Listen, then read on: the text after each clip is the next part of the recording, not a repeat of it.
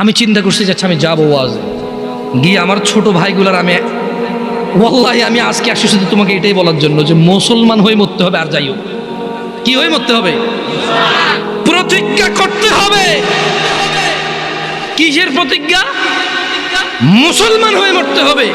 তোমরা কি খেয়াল করেছিলে আমি প্রথমে একটা আয়াত পড়েছিলাম, ইয়া আইয়ুহাল্লাযীনা আমানু, আল্লাহ বলছে হে তোমরা যারা ঈমান এনেছো, ইত্তাকুল্লাহ, আল্লাহর তাকওয়া অবলম্বন করো, হাক্কা তুকাতিহ, আল্লাহকে ভয় করো যেভাবে আল্লাহকে ভয় করা উচিত, ওয়ালা তামুতুন, আর তোমরা মৃত্যুবরণ করিও না, ইল্লা ওয়া আনতুম মুসলিমুন, মুসলমান হওয়া ছাড়া তোমরা মরিও না।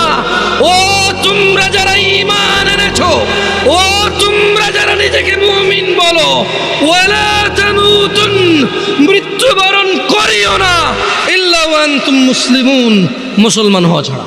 এটা হচ্ছে আল্লাহর দাওয়াত, এটা হচ্ছে আল্লাহর ওয়ার্নিং, এটা হচ্ছে আল্লাহর আদেশ, এটা হচ্ছে আল্লাহর সতর্কতা বাণী যে শুনো মুসলমান হওয়া ছাড়া মরিও না। কারণ যে ঈমান ছাড়া মরবে, যে কাফের মুশরিক বেঈমান হয়ে মরবে, সে যত ভদ্র নম্র হোক সে কোনোদিন জান্নাতে প্রবেশ করবে। আর মুসলমান ও যত খারাপ হোক কেন, তোমরা কি হাদিসে কুদসি পড়ো নাই? আল্লাহর নবী বলেছে লাউ বালাগাত যুনুবুকা আনানাস সামা।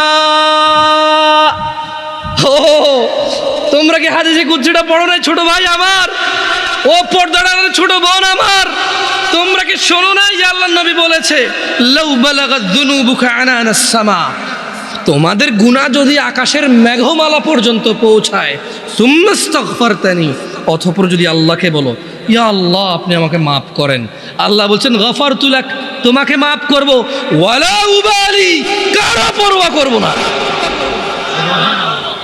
গুনাহ কোথায় পৌঁছাবে? আকাশের মেঘমালা কোথায়? তারপরে ক্ষমা চাইলে কে ক্ষমা করবে? কারো পরোয়া করবে? দরকার আছে উনি ক্ষমতা রাখে কিনা, খালাস হাদিসে খুঁজছি।